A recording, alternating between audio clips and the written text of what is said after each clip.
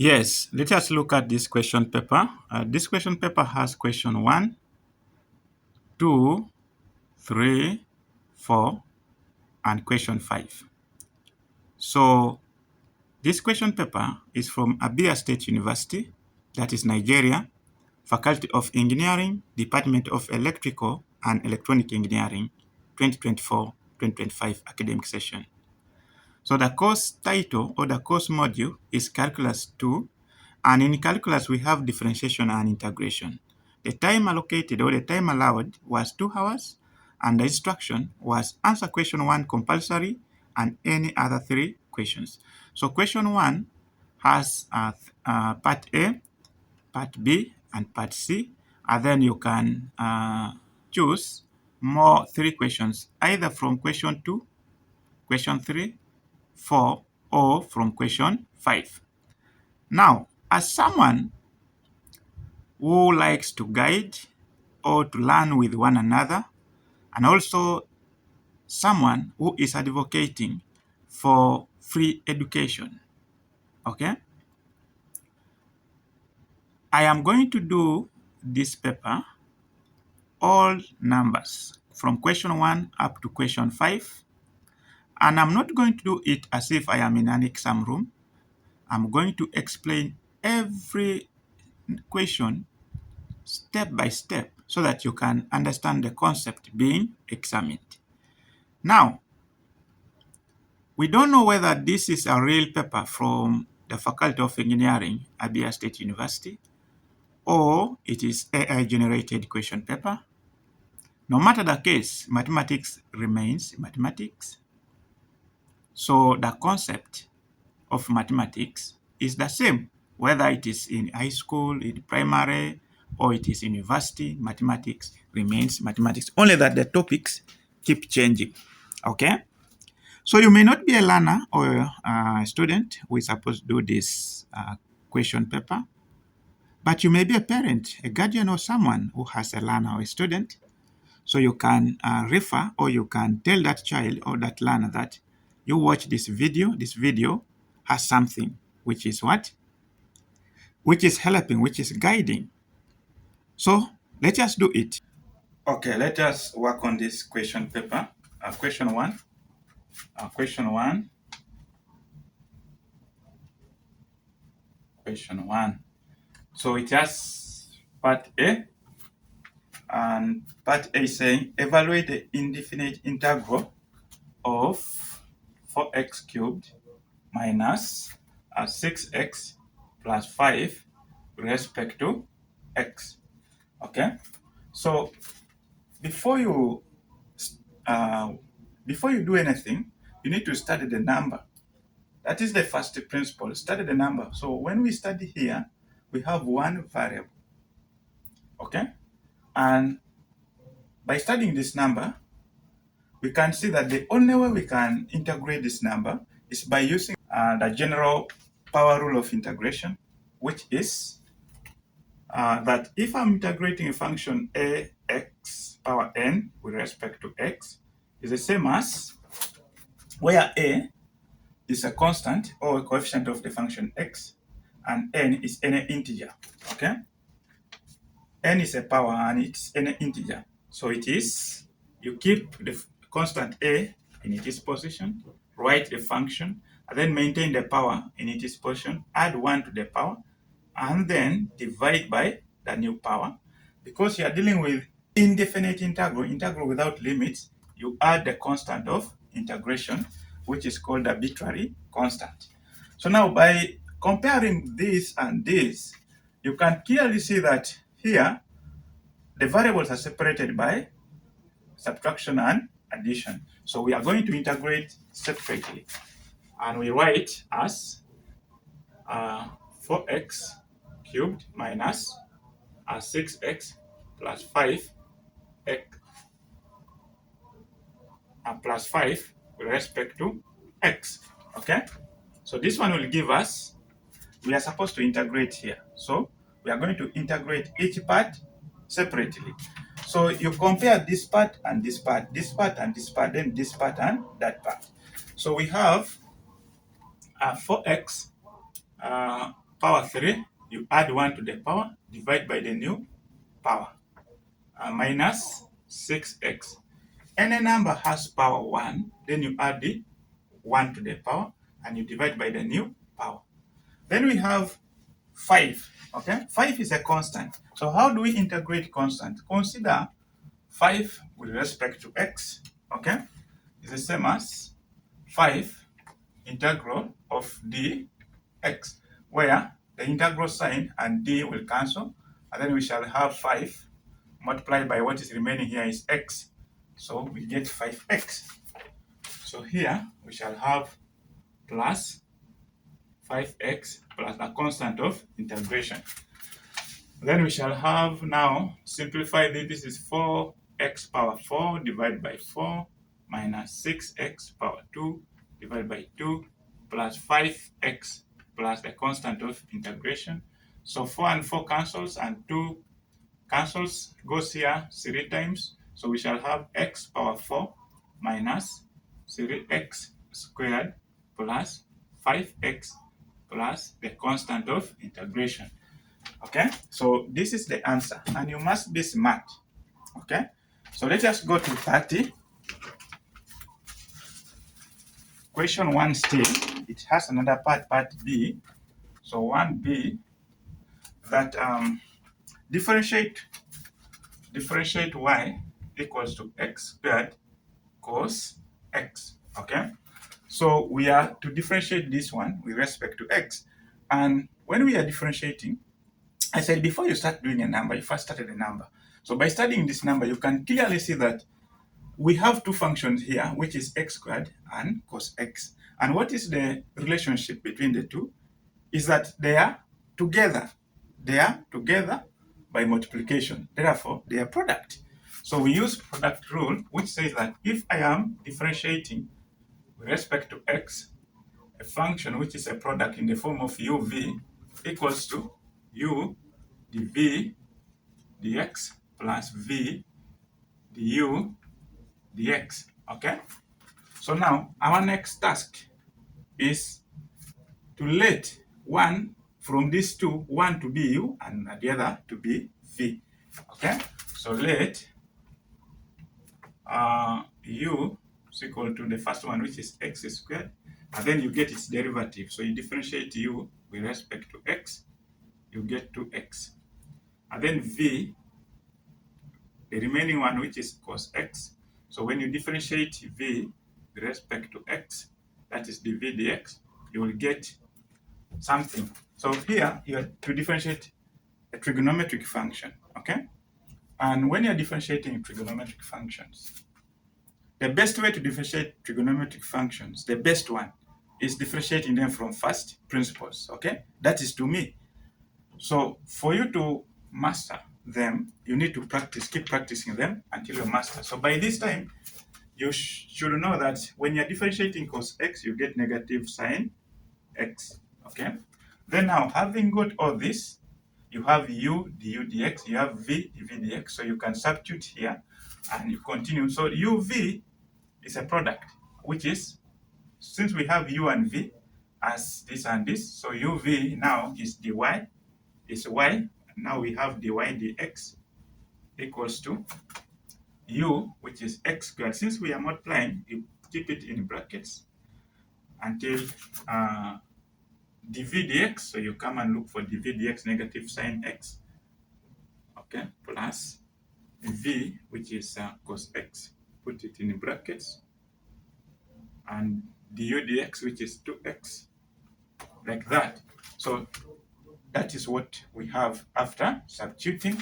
So we proceed, and we have now to simplify this. So this is negative x squared sine x, okay, and here it will be 2x cos x. So let's just rearrange this. Since we have a negative, we can start with a positive.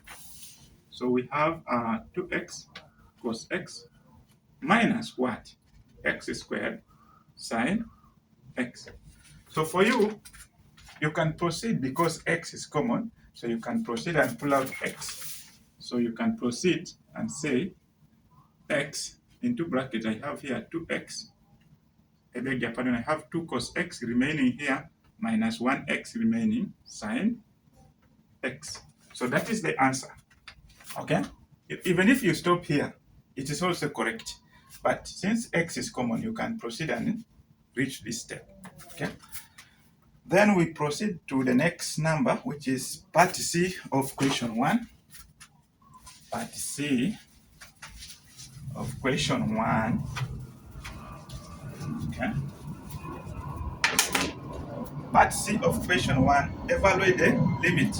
So 1C, we have to evaluate the limit as x approaches to 3, the limit of a function x squared minus 9 over x minus 3.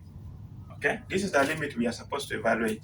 Okay, so when you are dealing with limits, the first thing you have to do is to check the denominator. Okay, by substituting this value here, x equals 3, into the denominator. Okay, so when you substitute it, let us see.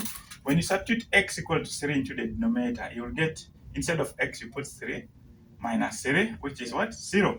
So since the denominator is 0, any number divided by 0 is an error. Okay? So what do you do at that time? So for you to get the limit of such a function, now there is one, to me, the best method I can use here is L'Hopital's rule. Okay? But that will be a lesson for another day. So you use L'Hopital's rule. But still, you have to study the number. Is there a way you can maybe express the numerator where the denominator can cancel, okay? So that you can find the limit of the function, okay? So let us now express that. So we have now the limit as x approaches to 3, x squared minus 9 divided by x minus 3. This denominator, I beg your pardon, this numerator, this part, is the same as limit as x approaches to 3. We have x squared minus 9. But 9 is 3 times 3, which is 3 squared divided by x minus 3. Okay? So this is in limits, the limit of as x tends to 3. So here, you can clearly see that x squared minus 3 squared is a difference of 2 squares.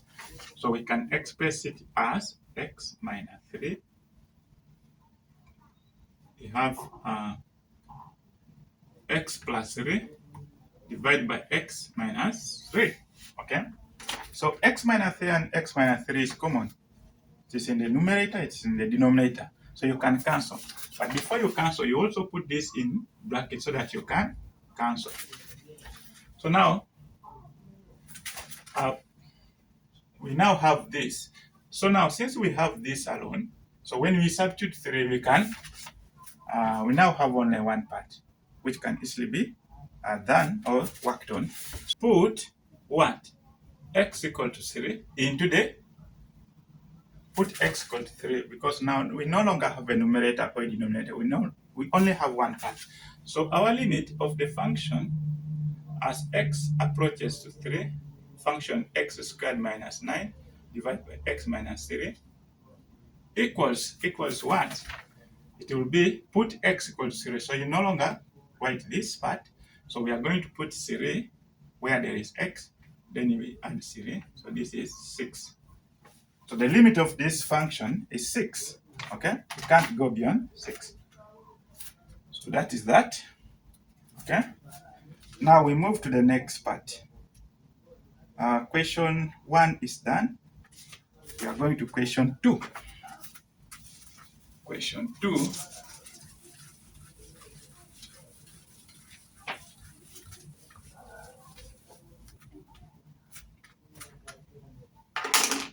Question 2 is saying, evaluate the following integral. Remember to write the question numbers clearly, okay? So question 2 is saying, evaluate the integral of x, e of x with respect to x, okay? I said, before you proceed or you start to do a number, you first have to analyze this number, okay? So we are dealing with integration. And what are we dealing with? we are dealing with the two functions. We have x and we have e of x. So here it is like they are multiplied, they are together.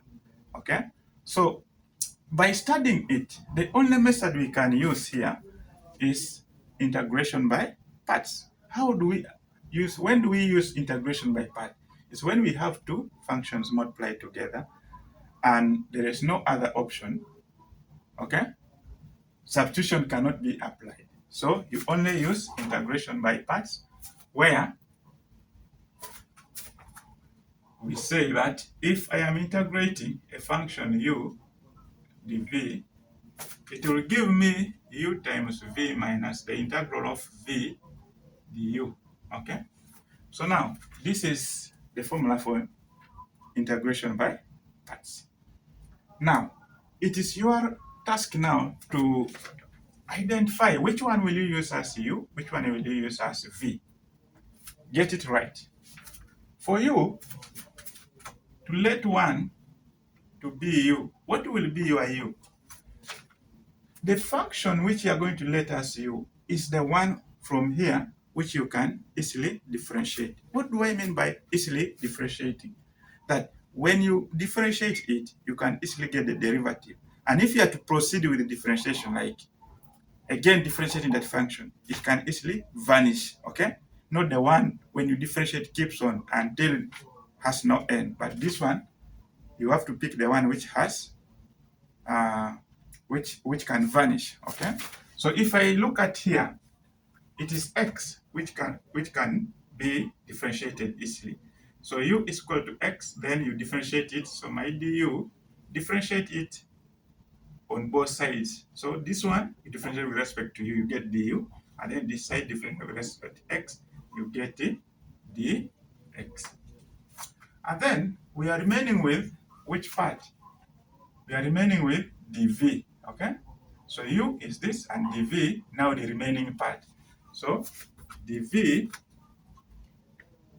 will be the remaining part. Which one is the remaining part here? It is e of x dx. E of x dx. That is dv. So we want to get it because we have v here. We want to get v. How do we get v? We integrate both sides. So I integrate dv equals to, I integrate e of x with respect to x. So this integral will cancel with that d, and I remain with the v equals to, when you are integrating, this is exponential function. When you are integrating exponential function, okay, I don't know whether to express, okay, look here. If I have the function integral of e ax with respect to what? To, let us say, because of x with respect to x. So this one will give me this part, okay? The coefficient to the variable. What is the variable here? Because we have x here, so our variable here is x. So the coefficient to the variable x, okay, is a. So you say it is equals to 1 divided by the coefficient to the variable, which is a, okay, times what you have here. Maybe you have something here. So it times everything, which is e of ax. Because it is indefinite integral without limits, you add the constant. So this is what we are supposed to apply here when you are dealing with exponential functions. So here we shall get, look at here, a here is 1, okay, 1. So 1 over 1 is 1, which is e, and a is 1, which is e of x, okay. So with the constant, you first leave it until, because we are dealing with, this is what we are dealing with. We are not, this is not the final answer. So you leave their constant. Now we have v, we have u, we have dv. So we can what? Substitute, okay. So our integral, you can clearly see that u dv is the same as x e of x dx. So our integral of x e of x dx equals to uv. Which one is u? U is x. Put it into brackets. You are multiplying. V is e of x. You are subtracting. integral of v. What is v? V is e of x du. What is du? Du is the x, dx. Okay, so here we shall get x, e of x minus, we are again integrating e of x. We said to integrate e of x, we shall get e of x when you follow this. So you will get e of x. Now this is the final answer. You bring in the constant because it is indefinite. Integral without limits. So I can see e of x is common. So let us pull it out. And here we shall remain with x minus. Here we have pulled out e of x, so we shall remain with 1. Then we add the constant. So this is the answer for that part. Okay, this match. Now we go to question 3. Question 3.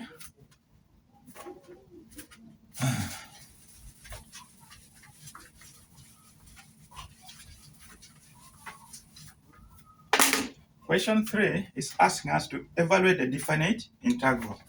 So question 3, we have question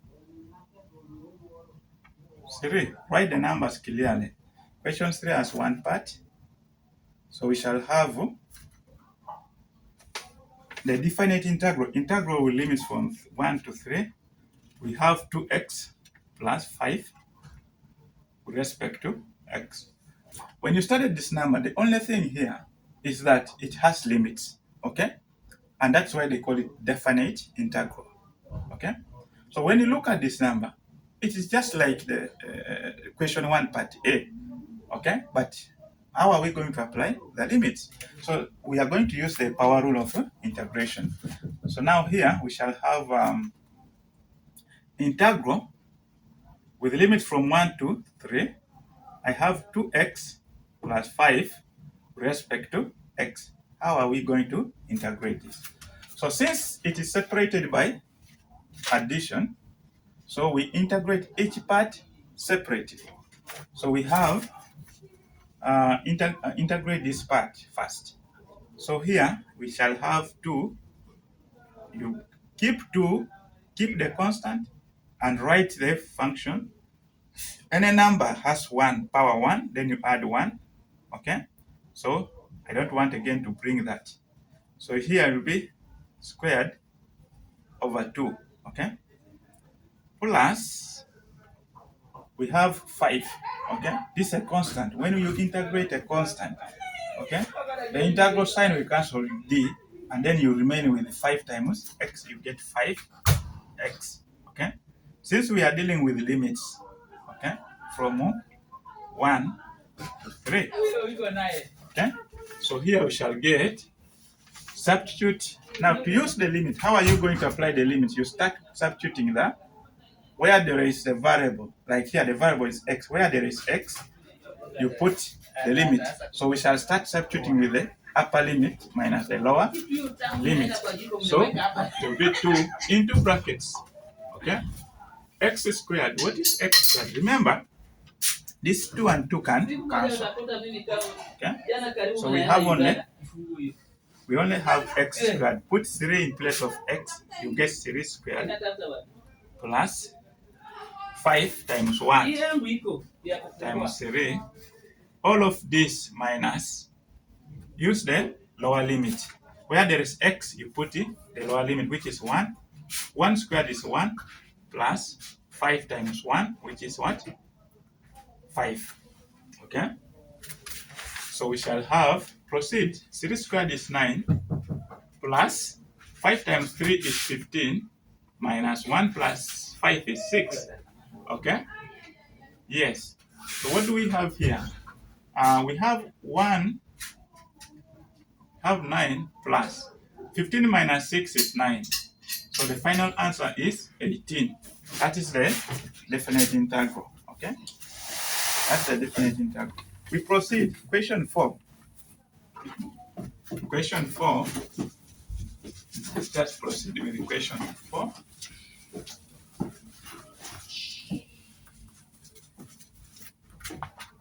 Question 4. Write the questions well. Question 4. Okay, let me change the marker, pick another one.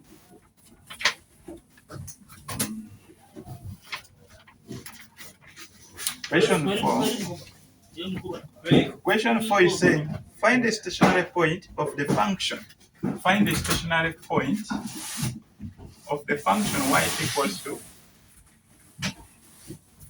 x squared minus 8x plus 7. Okay? We have to find the stationary point of this function. Okay? So now, study the number and then understand it. They are talking about stationary points of this function of y is equal to this. So how do we get stationary points? So stationary points occur. Stationary points. The stationary point occur when this is a condition when the first derivative of the function dy dx equals to 0. So they occur when dy dx equals to 0. So what does this tell us? It requires us first to get dy dx of this. We have to differentiate. Okay. So when we are differentiating, if you have y equals to x squared, dy dx of such a function, let us assume this squared is n. Okay. Just look at the general process of differentiation. Okay. So you drop the power. Okay. Then you write what you have here as it is. Maintain the power in its position, then reduce the power by 1. Okay? So that is the process of what? Differentiation.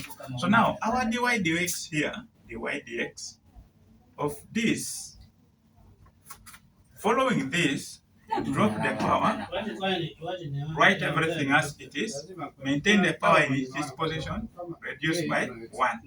Okay? Minus 8x. X has power 1, so when you drop it, it will remain 1. So you shall have 8 times the power 1, then write what we have as it is, then the power here is 1, reduce it by 1.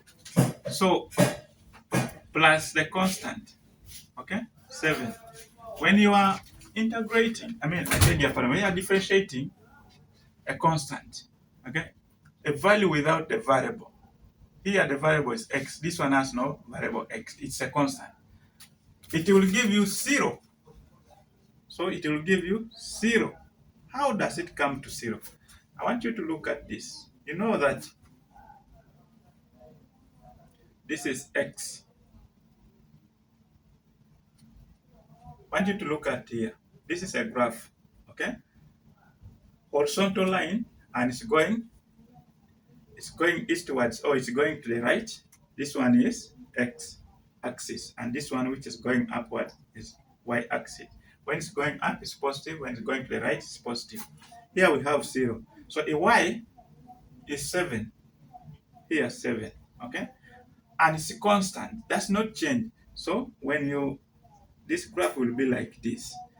Even if x is changing, let's just say x is moving 1, 2. So, this derivative is a gradient to the graph. It's a gradient.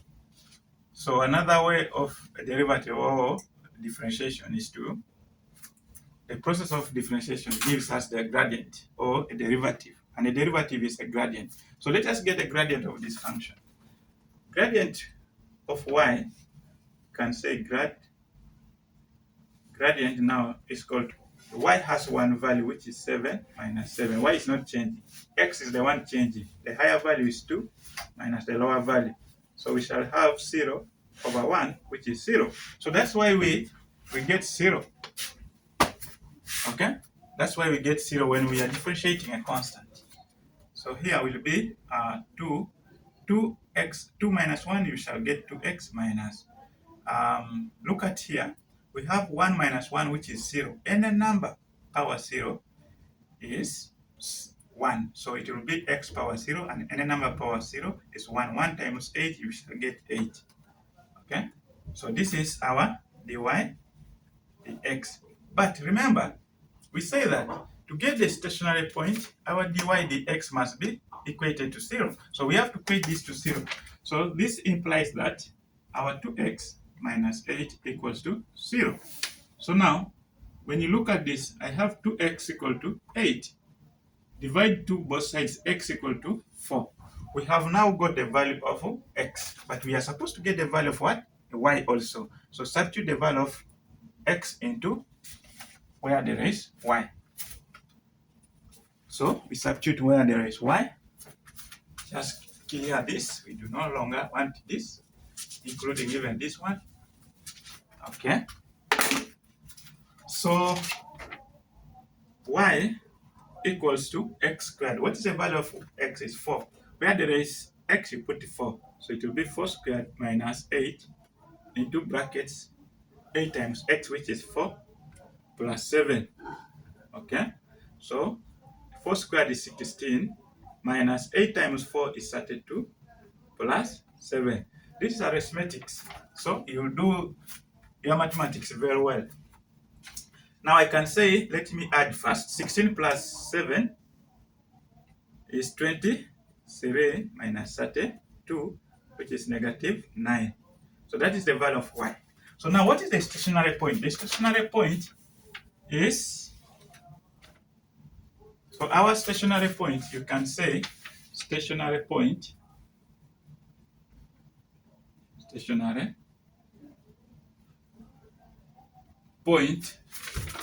is into brackets, start with the x value, which is 4, and then the y, that is xy.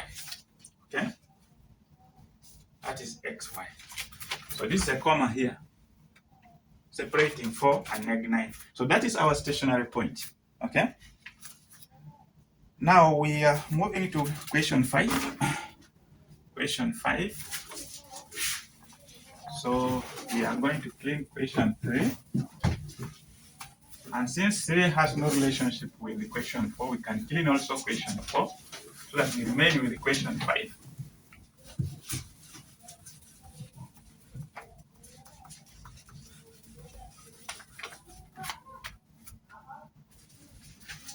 Okay, so let us deal with question 5. Question 5, write the questions clearly. Question 5. So 5, what is it saying? Differentiate the function. The function is y equals to x squared plus 4 divided by x plus 2. Look at this. We have to differentiate this with respect to x. So before you start to work on a number, first start the number. When you started this number, what is the question telling us? The question is asking us to differentiate. So you start the number. You have a numerator and a denominator. Okay? When you started this number, even if you try to express the numerator, it cannot be expressed and it cannot cancel the denominator. Therefore, you will still remain with a numerator and denominator. So the only way to differentiate such kind of numbers is by using the quotient rule. Okay?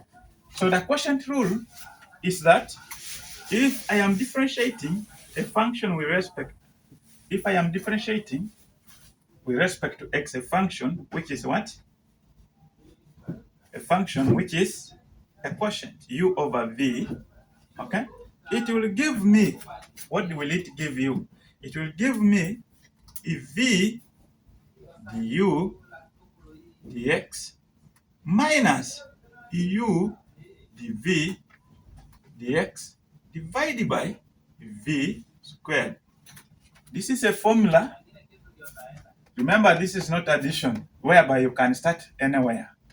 So you must know that you start with v and subtract u. Okay? You start with what? The denominator, and then you subtract the numerator. Be very careful here. Many students fail this part because of this. They from the exam day or exam time, you find somebody changing. You start with this, you subtract this. Wrong. You will give the wrong answer. So let us proceed. So our u over v in this case is y. Okay? Therefore, we need now to which one can we take as v and which one can we take as u? By looking at this, v is the denominator, u is the numerator. Okay? So now, what do we have to do is to let us say let u equals to, what is u? U is the numerator, which is x squared plus 4. Okay? And then we get it is derivative, du dx equals to 2x. Okay? When you differentiate this, you get 2x because this one is a constant. When you differentiate a constant, you get 0.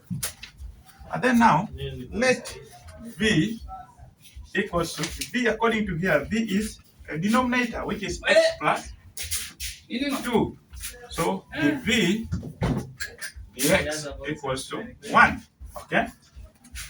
So now, we need to proceed. We have dv dx, we have du dx, so we can proceed by substituting everything to the equation. So remember this u over v is y. So we now say our dy dx equals v. So you copy v. V is, put everything into brackets, x plus 2. Okay? Times what? Times du dx, which is 2x, minus u. What is u? U is x squared plus 4 times dv dx, which is 1. All divided by v squared. What is v? V is x plus 2. You square it. Okay? So this one will give us, what will it give us? You now simplify, open this brackets. 2x times x, you get 2x squared. 2x times 2, you get plus 4x. Okay? My marker pen is now not doing well. Let me pick another one.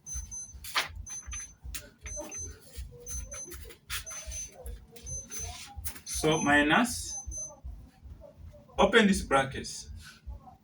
1 times the negative is 1. So we can ignore that one and say negative 1 times x squared is negative x squared. And negative times positive 4, you get negative 4. I divide by x plus 2 squared. Okay? You have to be smart here. You have to be very smart. So I have 2x squared minus x squared. Okay? You'll get 1x. So I will get x squared plus 4x, yes, minus 4 divided by x plus 2 squared. So you can see our dy dx now is this, and this is the answer. Even if you try to express this, sometimes you may express this so that you can cancel with this, but this one cannot be expressed and in a way that can cancel this one. So you stop there. So that is the answer, and these are the 5 questions which we were supposed to do. So this is in differentiation. Okay? For you to make mathematics to flow easily in your veins is that you have to, first of all, to keep practicing mathematics. At any time you are free, practice mathematics.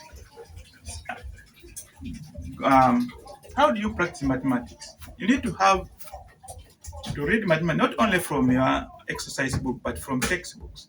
Like for me here, the book I am using here. Okay, let me give you a reference of the book I am using. I am using Higher Engineering Mathematics by John Bird, 5th edition.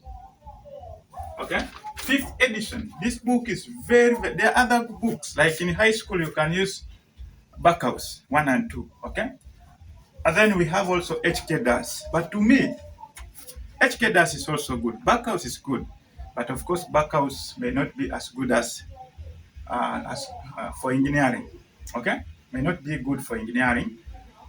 So to me, Backhouse is not good as this one. It's not as good as John Bad. John Bad, this book has everything I need in engineering mathematics. So that's why I like it, and HK does. But the best to me is this one. So Higher Engineering Mathematics by John Bad.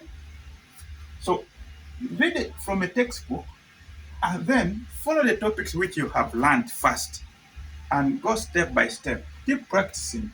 Consult from a friend, consult from a teacher, okay? And then also we, the ones who are teaching, people who understand HAPSA, who have some understanding of mathematics. We need to teach these things with the real content.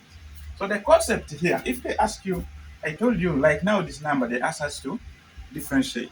What am I teaching you? I'm teaching you how you can do this number, how you can differentiate this number. I say the first thing you do, you study the number. Having studied the number, if I have this kind of a number, sometimes if I express the denominator, the numerator can vanish. But in this case, can that be possible? No, you can't vanish the denominator, okay? So by that, you will still remain with a numerator and a function where you have a numerator and a denominator. So it is a quotient, okay, form. So if it is in a quotient format, to differentiate this kind of a number, you only use the quotient rule of differentiation, which says that if I am differentiating a function with respect to x, okay, and that function is a quotient in the form of u over v, okay, it will give me v du dx minus u dv dx over v squared.